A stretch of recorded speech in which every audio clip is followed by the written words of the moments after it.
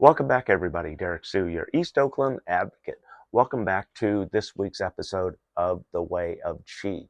And this week's episode is about attaining knowledge of good chi and bad chi, because there is a lot out there. Once you start receiving, your aura starts receiving chi from everywhere, because everything in this world, in this realm, and outside of this realm is energy. And so once you start making milestones into chi reception and understanding, it is very, very important to understand the difference between good chi and bad chi. Just like in the movie Star Wars, Darth Vader and Obi-Wan Kenobi. Uh, so that's the difference, and that's why we have to cleanse your own aura, and we have to put everything into harmony with the uh, energy, the chi world. And so that's how we gain peace, number one, and it also serves as your baseline and your foundation for understanding good chi, because bad chi will put all sorts of strange thoughts into your mind about how this could profit you, how this could benefit you, and it becomes about you.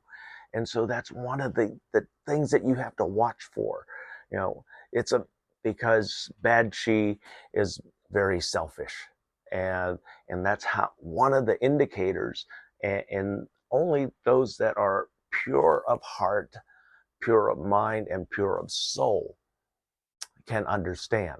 If you are not in harmony, you are highly likely to fall into bad chi and following bad chi.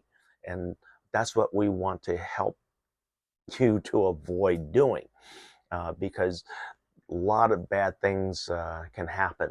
Some people try and use their chi understanding to possibly enrich themselves through gambling, through lotteries, and things like that.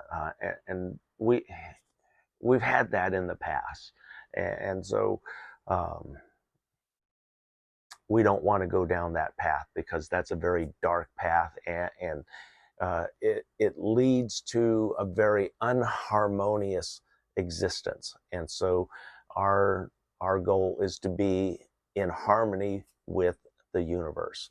And so number one, we have to reconcile and make peace with anything that is in our mind, in our hearts, in our soul, that is preventing us from moving on.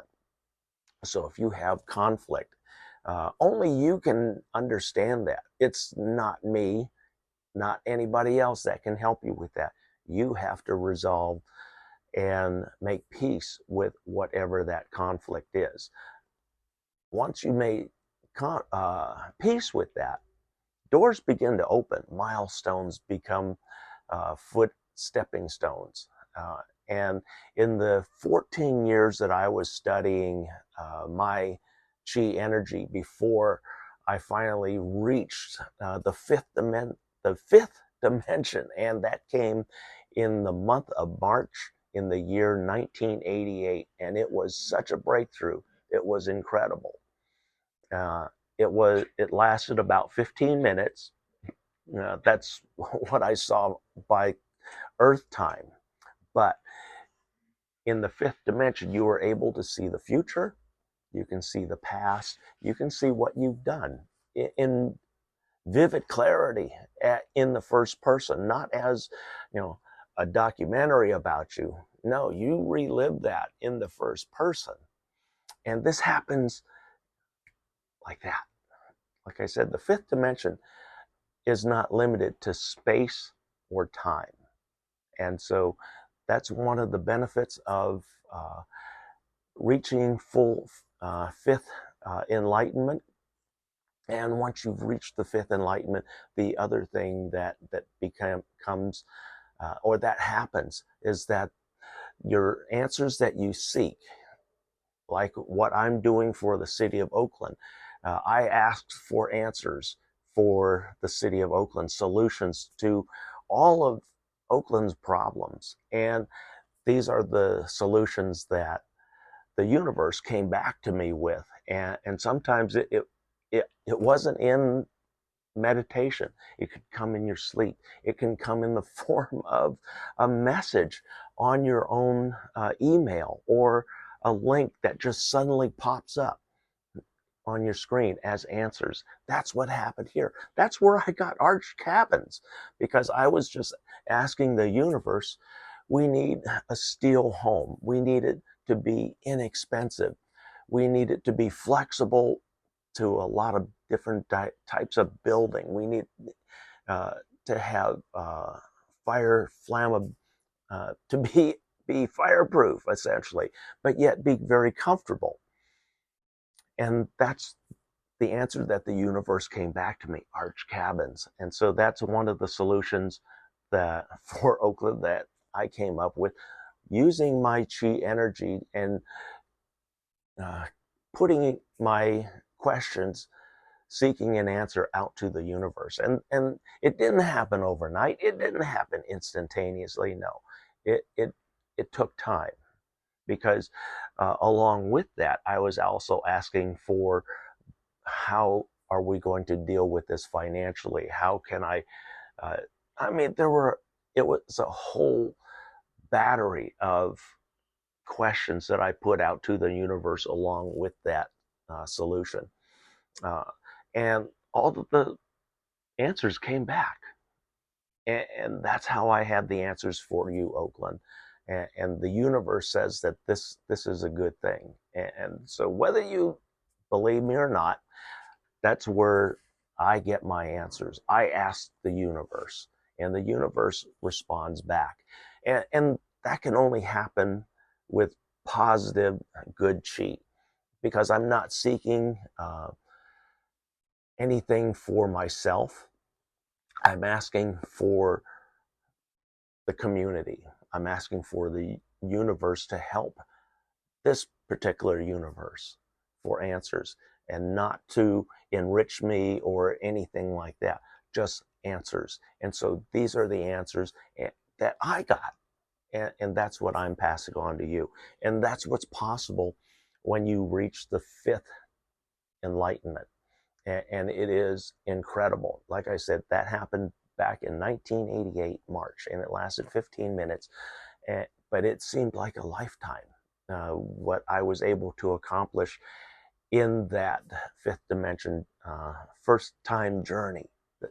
And I've been there a couple of times, a few times actually, and I've always gotten answers. I've also uh, and the answers don't come in a form that, like you and I are doing right now, where I'm verbally expressing things to you.